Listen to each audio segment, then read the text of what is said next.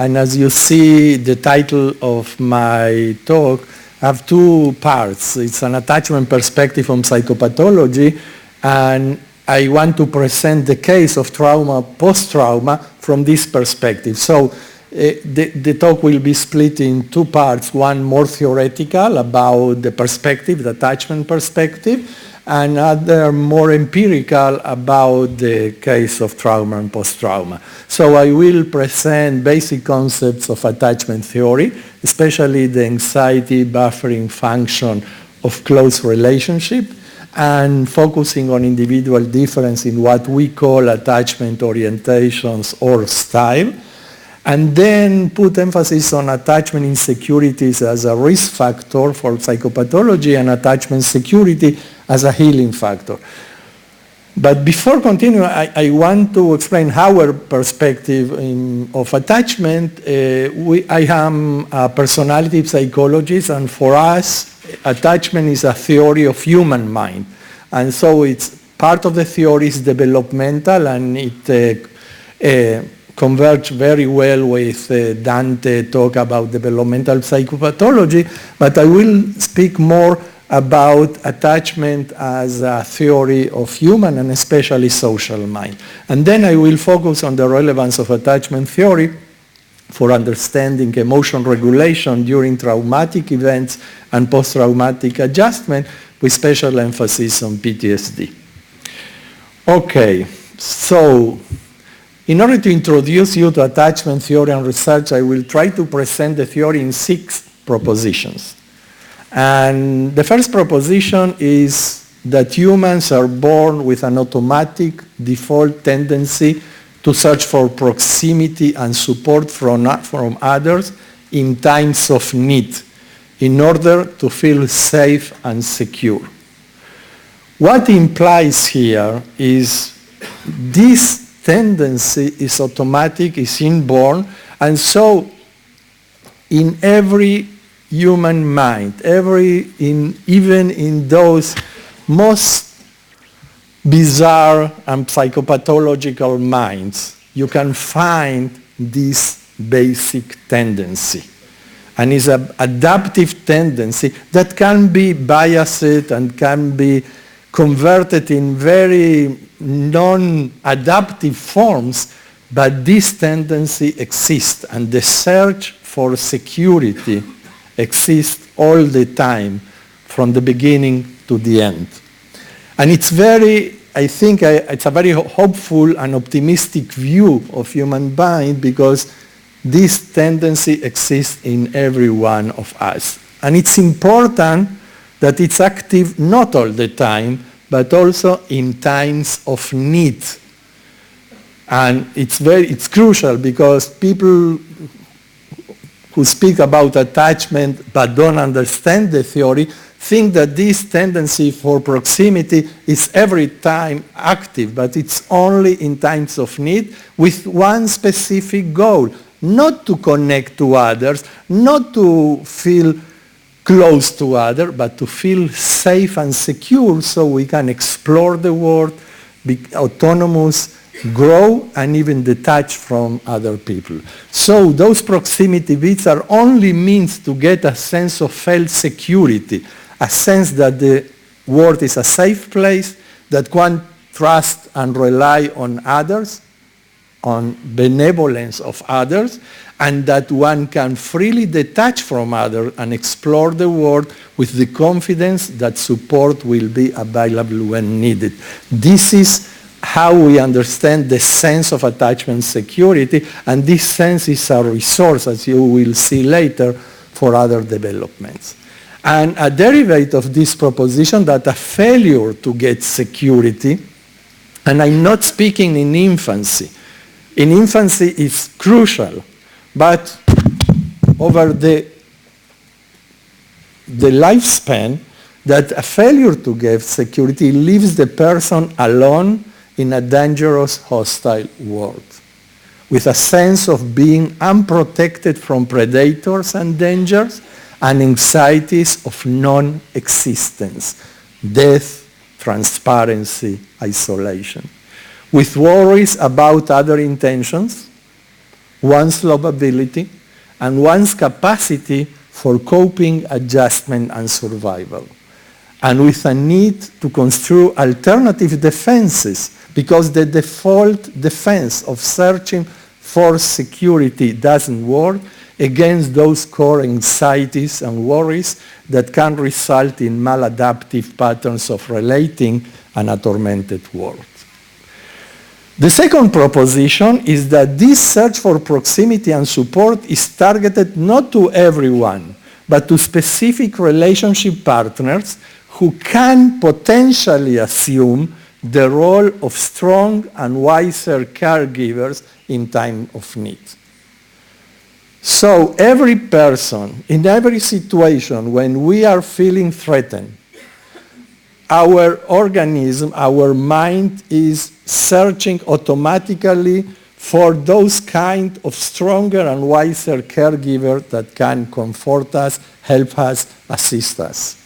And those relationship patterns that we call attachment figures accomplish two functions, and it's very important to understand those two functions in order to understand attachment security: the safe haven function and the secure base function.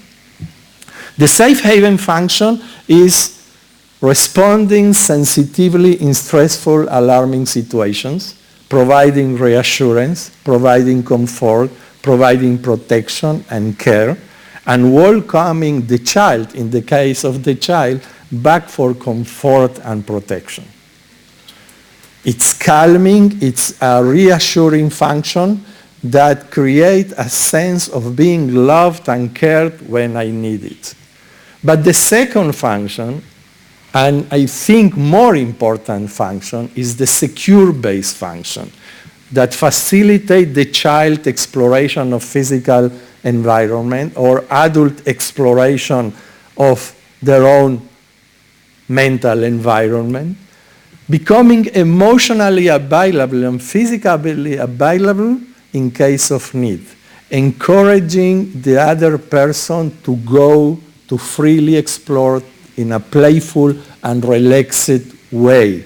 So this creates what people creating an intervention with parents call the circle of security, and I took this figure from there, a way of how they explain this circle of security to parents, but this circle of security exists in every moment in which the attachment system is activated and an attachment figure can provide a sense of security.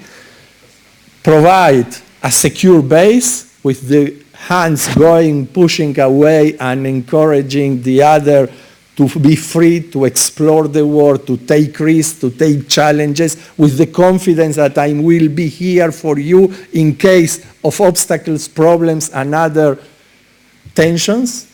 And then when you need me, I am here to holding you, to comfort you, to protect you, with the same hands. And the same hands are pushing away and receiving the other. In psychotherapy, you will call holding and challenging. Holding the person, the distressed person, calming, but then challenging, encouraging exploration. See? This is the role, and I gave the example of psychotherapy, and I can give the example of teaching, and I give the example of manager, of everyone who is in the strong and wiser caregiver position.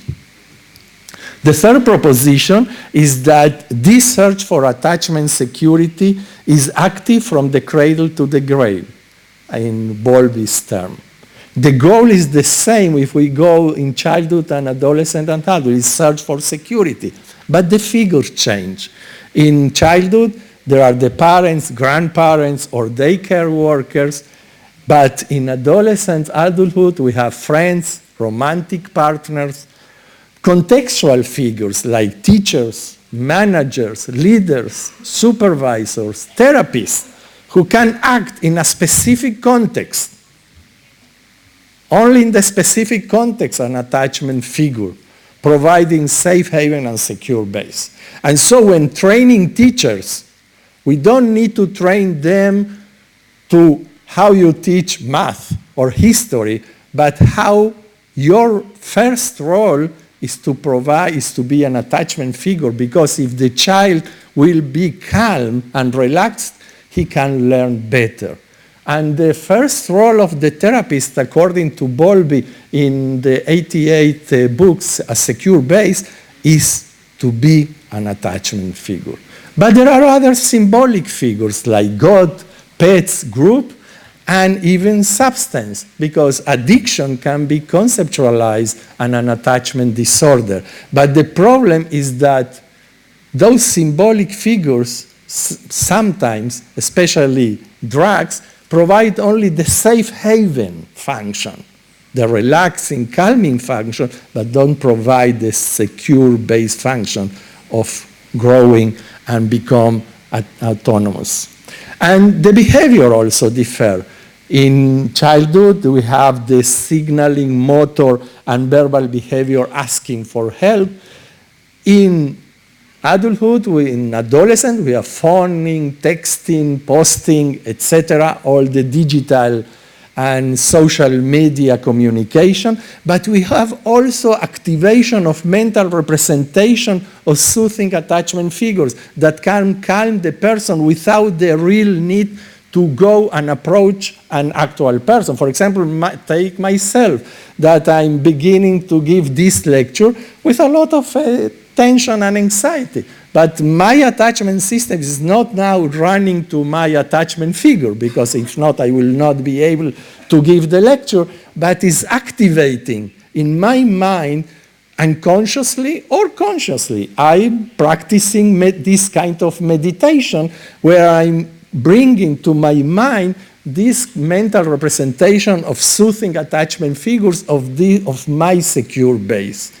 And also, we have this kind of activation of self-caring subroutines, our inner monologue, that there are the voices of those attachment figures that are internalized within myself, and I use these voices to calm myself in my inner monologue. The fourth proposition is that there is a dynamic interplay between attachment and other non-attachment activities or other evolutionary systems.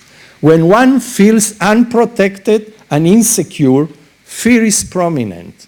Other non-attachment activities are stopped, and resources are devoted for self-protection and security restoration. And other activities can be painted through these attachment worries and defenses. When security is restored, behavioral systems other than attachment, exploration, caregiving, affiliation, sex, dominance can be activated, allowing a person to become more competent and autonomous and enjoying the benefits of those activities for the sake of those activities. For example, you cannot confound that caring for others, you satisfy your attachment needs. When you care for others, you satisfy your caregiving needs. When you are making sex, you are satisfying your sexual needs. You are not confounding with attachment, because attachment is for self-protection, is for trying to get security. The fifth proposition of the theory, and you see that from 1 to 4, I'm not speaking of individual differences. I was speaking about the attachment system as a normative, universal feature. But the fifth and sixth proposition deal with more individual differences, and thought that although the search for security is innate, the construal of a sense of security depends on the quality of interaction with attachment figures, because we have those potential secure base or those potential relationship partners that can act as an attachment figure, but in many cases they don't fulfill this aim. So what we call ARE figures, accessible, responsive, and engaged figures, provide this kind of safe haven and secure base, and provide the resources for resilience and adjustment. Frustrating interactions with less ARE figures make harder to feel secure and leave one alone in a dangerous, hostile world, even in a context. A child in a classroom with a detached, cold, non-engaged teacher feels alone in this classroom, feels insecure in this classroom. And the last proposition, that these interactions are internalized into what Bowlby called inner working models of self and others, resulting in within relationship and global attachment orientations. And it's important when we are considering attachment orientations that I will enter now, is that we are not only speaking of global attachment orientations, that some person is going in the world with a global sense of security or insecurity, but people can have different orientations in different relationships. With my spouse or my partner, I can have a very secure relationship. With my brother, I can have a very insecure one. With my father, I can have a very insecure relationship. With my supervisor, I can have a very secure one. And also, we have more episodic orientations, that with my partner, last week, I feel alone in a dangerous relationship.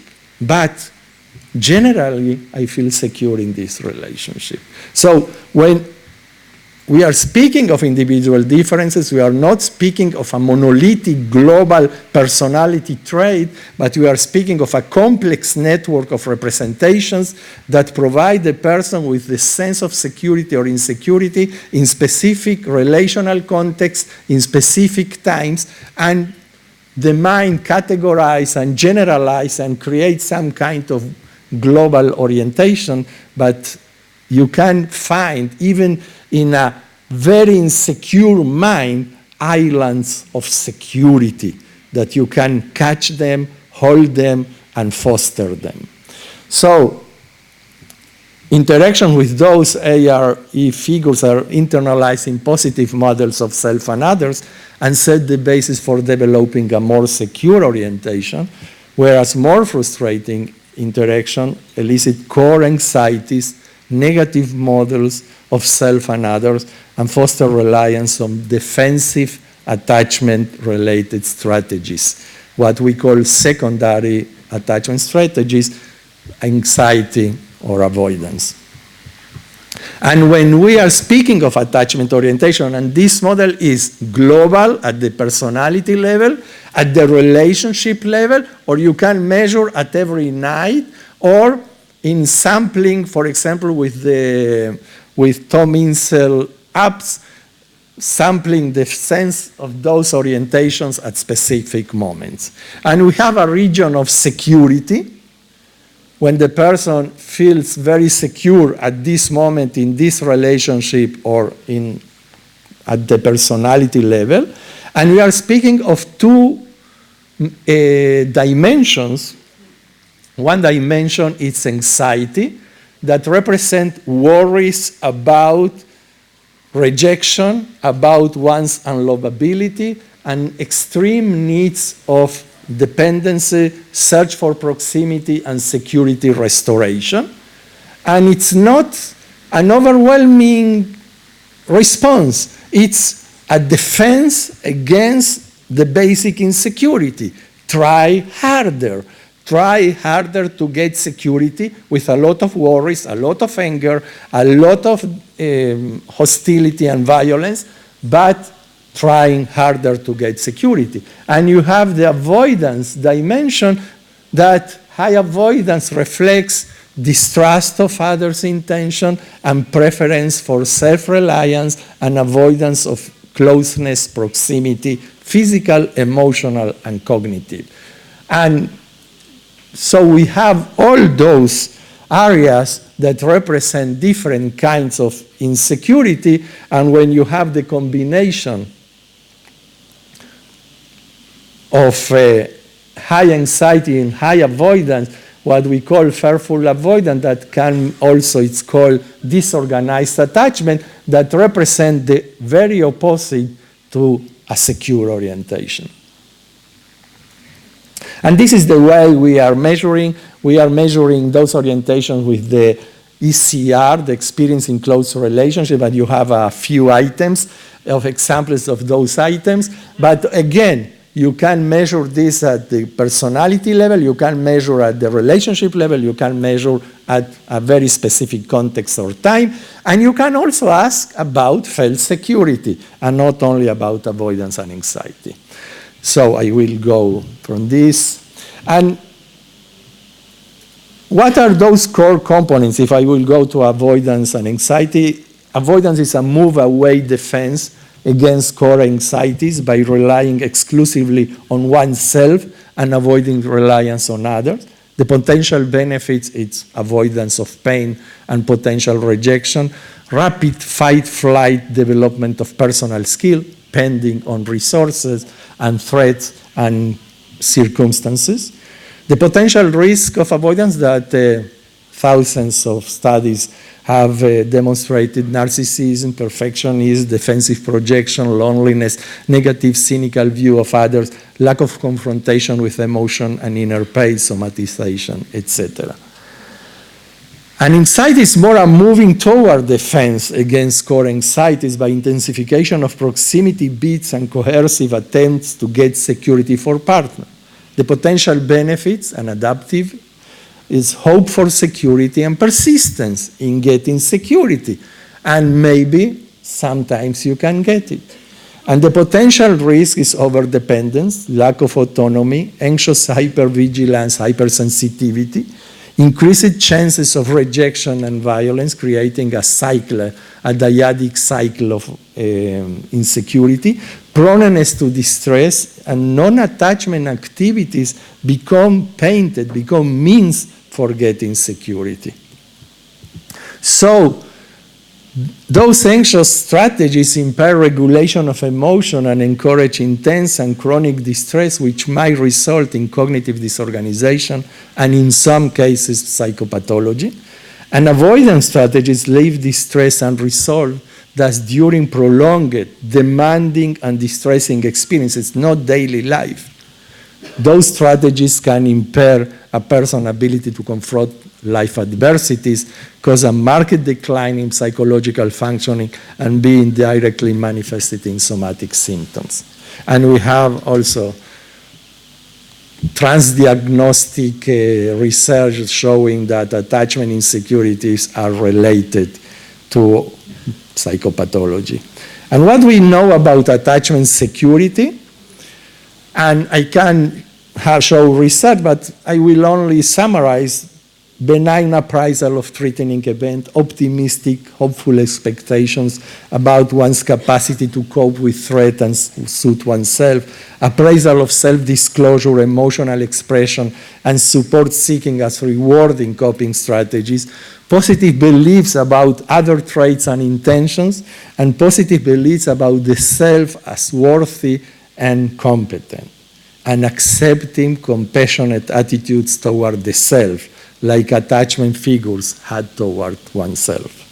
And we summarize all this in what we call the secure base script, a mental script that when it is internalized, it's automatically act as an attachment figure. Because if you have this script in mind, and it goes in this way: if I encounter an obstacle or become distressed, I can approach a significant other for help. And then she will be available and supportive. And then I will experience relief and comfort as a result of proximity to this person. And then I can return to other activity. So if I have this script in my mind, if I encounter an obstacle or become distressed, I can calm myself. because I have the hope of security. And when I have this optimistic and hopeful attitude and feel relaxed, I can solve the problems more effectively and can return to other activities. And so for us, the sense of being loved and accepted by significant others in every context is a fundamental building block supporting mental health and functioning. Now I want to go to the case of attachment trauma and post-traumatic adjustment. And for us, a person's state of mind when undergoing trauma is associated with intense negative emotion and a desperate search for external or internalized attachment figures who can provide protection, conform, and relief from distress. Attachment system activation for us is an automatic response to traumatic events. This activation is likely to be experienced as an intense need for and cry for help.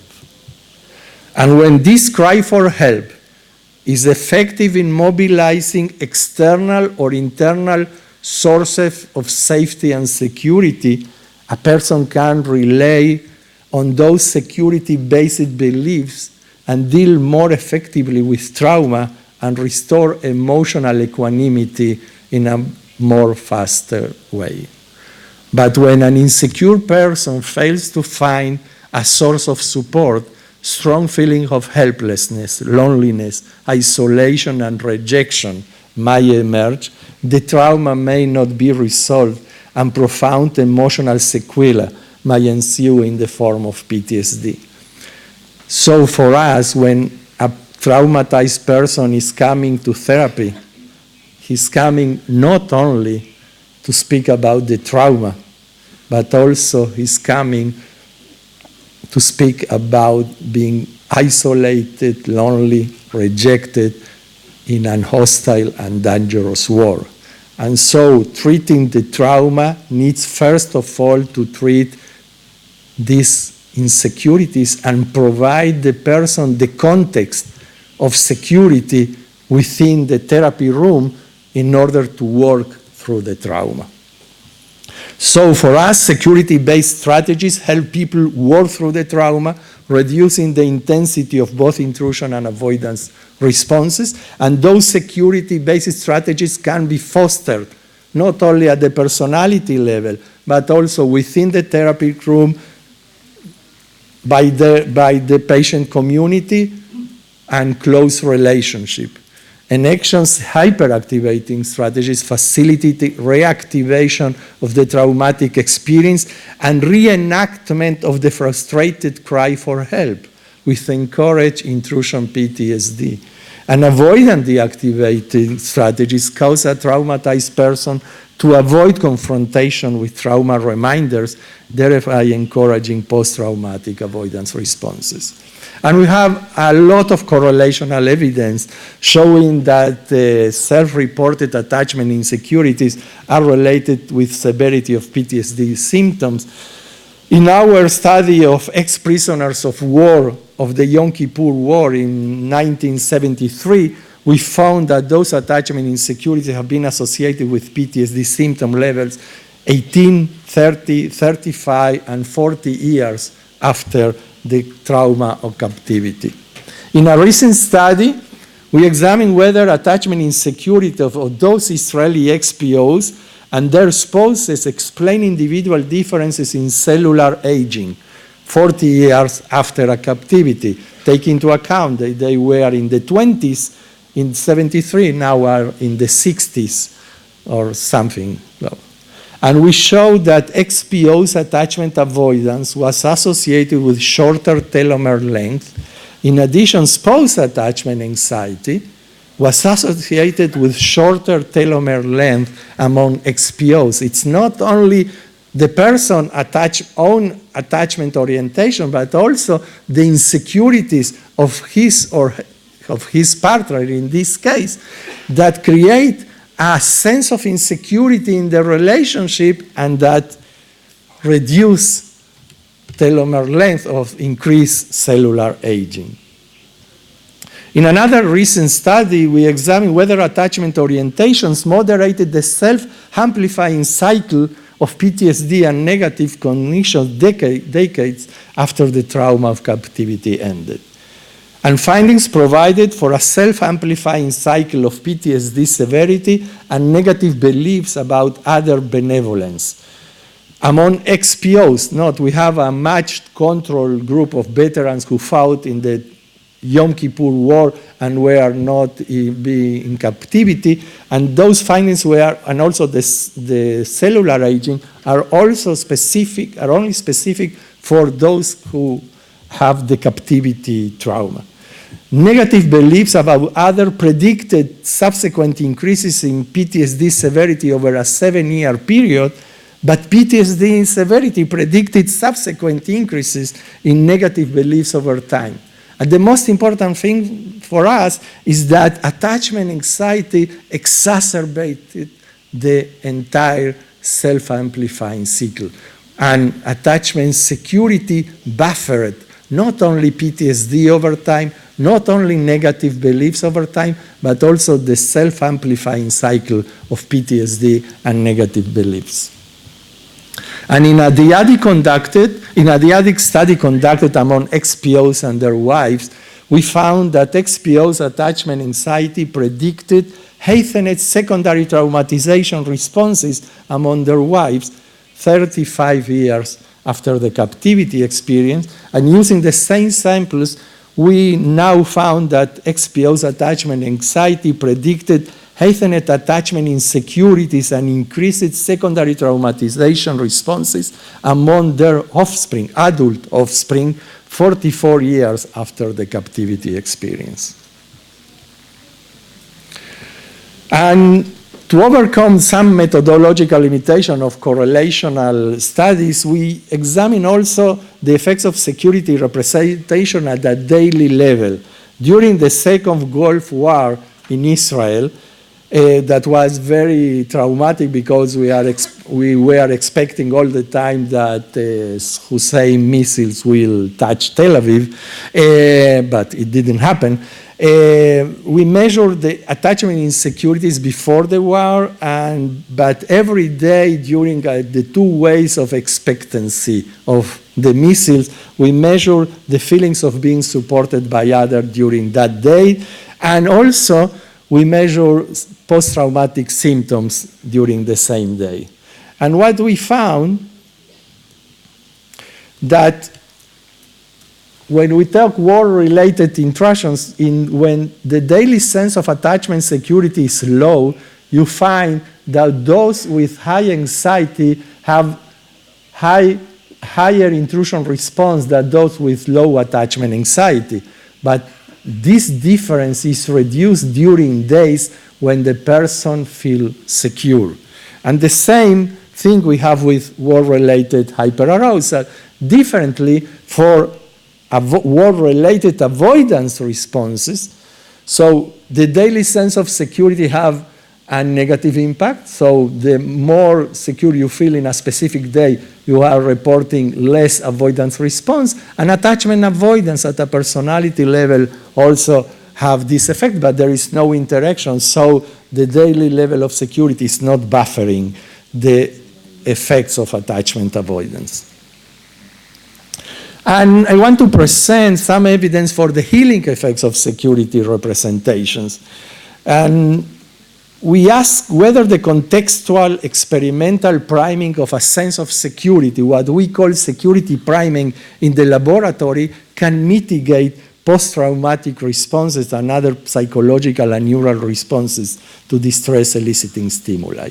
And those security priming we did and other laboratories did by presenting pictures worth suggesting security provision, presentation of name, photos of people who were nominated by the person as security providers, guided imagery suggesting the supportiveness of a person attachment figure, or visualizing the face of a person attachment figure during the laboratory. We primate those mental representations and examine the effects of implicit responses to the trauma of terrorism in Israel among PTSD and non-PTSD participants. And those implicit responses were indicated by cognitive accessibility of trauma-related thoughts in a Stroop color naming task, longer latencies for naming the color of trauma-related words. And replicating previous findings, participants who were diagnosed with PTSD reacted to terror-related words like car bomb, Hamas, with higher cognitive interference, longer reaction times for naming the color in which the word was printed than non-PTSD participants. However, this effect was buffered by security priming. You see here that when the priming was neutral or even positive, PTSD people showed higher cognitive interference than non-PTSD. This difference was completely erased when they were given a security priming. And we have further experimental evidence. I don't have a lot of time, so I will go rapidly. For example, in an fMRI study, when people are children, chronically anxious children are exposed to security-enhancing pictures, it leads to lower amygdala activation in response to threat-eliciting words and faces. Or the work by Naomi Eisenberg that holding the hand of a romantic partner or viewing his or her photograph reduces subjective experience of pain and activation of pain-related brain areas in responses to painful physical stimulation. Or the Karaman study that exposure to the name of one attachment figure attenuated hypothalamus activation during episodes of social exclusion. And we know that security priming accelerated emotional recovery after recalling an upsetting event or inhibited unwanted intrusions of distressing memories or increased parasympathetic responses to stress stimuli. But I think that when we are speaking of security, I spoke to you that it's not a static trait like trait. It's more a dynamic a dynamic sense that can be changed by positive or negative experiences, and trauma and post-traumatic stress can erode this kind of attachment security. And what we hypothesize is that persistent and pervasive PTSD can increase a person's sense of helplessness and vulnerability, and therefore heighten attachment insecurities, mainly among individuals who enter a period of trauma with already existing attachment-related doubts. Thus, prolonged and pervasive PTSD may involve a reciprocal, recursive, amplifying cycle of reactivation of the trauma and attachment insecurities. Attachment worries and doubt can prevent successful working of the trauma, and the resulting mental reactivation of the trauma can further erode the sense of security. And we examined this kind of thinking on 18, 30, and 35 years, and we showed that XPOs experience an increase in attachment anxiety and avoidance over the 17-year period. And however, this was particularly for XPOs who reported intense PTSD symptomatology across the 3 ways of measurement. We went to the lab and tried to see if this kind of persistent PTSD disrupt also the regulatory functions of security representations. And findings indicated that the experimental priming of security representations, the name of the security enhancing figures that participants nominated, failed to infuse positive mood among XPOs with persistent PTSD, and failed also to inhibit access to trauma-related thoughts. However, these XPOs with persistent PTSD still showed increased accessibility of names of security providers following exposure to trauma-related work. So they still implicitly seek for a security provider, although this figure fails to soothe or to inhibit access to trauma-related thoughts. And this is a model that was presented this year summarizing this self-amplifying cycle of trauma, post-trauma, and attachment insecurities. So, to conclude, in treating PTSD, one cannot ignore attachment-related processes. It's important to recognize that trauma victims with PTSD might not only suffer from the trauma, but also from the sense of loneliness, isolation, and rejection that lack of security infuses. It's also important to recognize that even in chronic and persistent PTSD, people are still implicitly searching for a security providing in times of need. And psychotherapists can provide those meaningful and stable experience of security that can reestablish the regulatory and healing functioning of the attachment system. So it's important to identify and foster potential sources of security in the clients around there that can facilitate and maintain the healing process.